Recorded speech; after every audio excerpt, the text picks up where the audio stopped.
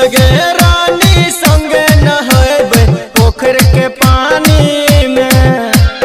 चल गे रानी संगे नहबे पोखर के पानी में। माजा मारब संगे चलने भरल जवानी में। हे गे माजा मारब संगे चलने भरल जवानी में।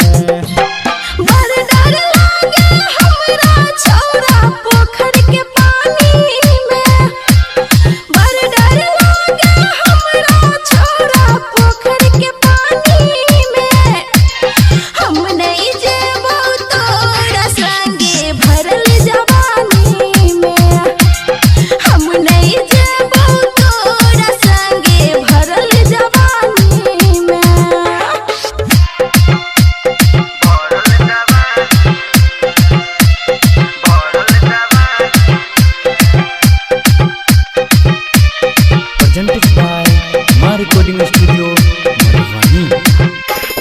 DJ संजय सम्राट।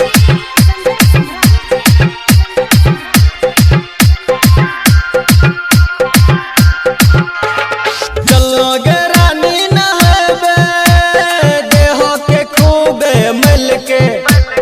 संगे संगे नहबे गे निरमा साबुन लगा के।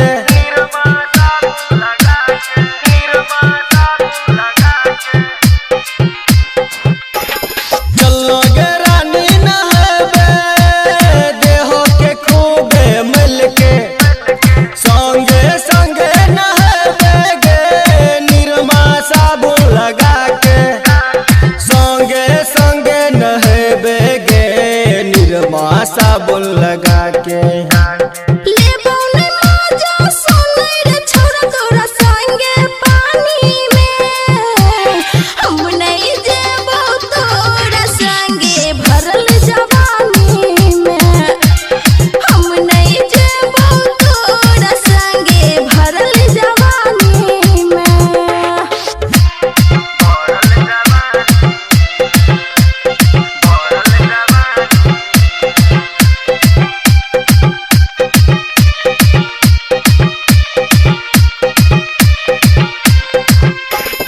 DJ संजय सम्राट।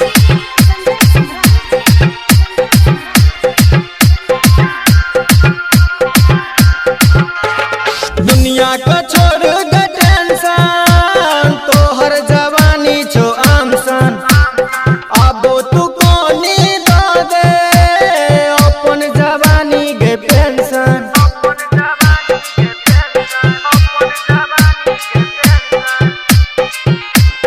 हे गई दुनिया को छोड़ गे टेंशन तोहर जवानी छो आमसन। अब तू कोनी दो दे अपन जवानी गे पेंशन। अब तू कोनी दो दे अपन जवानी गे पेंशन।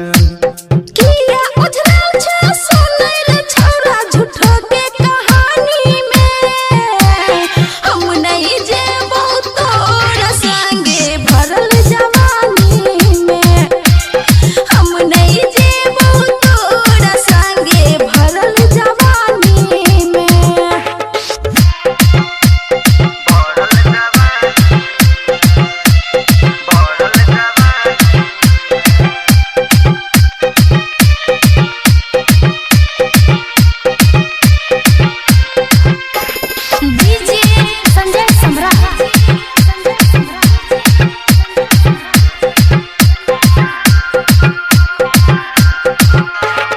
राइटर राजू कहै छो आइ काल्हि के ई छै जमाना।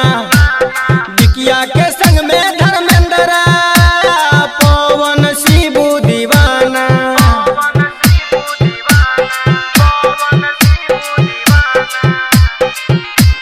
सुन ना राइटर राजू कहै छो आइ काल्हि के ई छै जमाना। बिकिया के संग में धर्मेंद्र पवन शिबू दीवाना। बिकिया के संग में धर्मेंद्र पवन शिबू दीवाना। किया बनल छ पागल रे छौरा झूठा